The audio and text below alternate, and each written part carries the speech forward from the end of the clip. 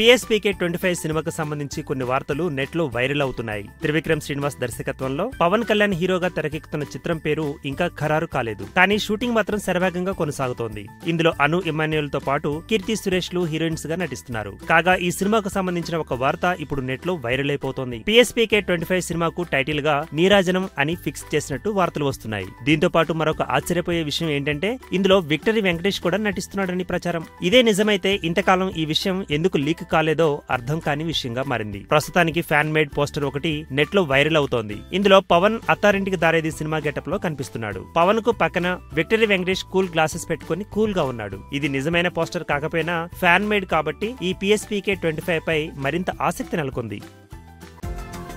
ఈ వీడియో గనుక మీకు నచ్చినట్టయితే లైక్ చేయండి, షేర్ చేయండి, సబ్స్క్రైబ్ చేసుకోండి.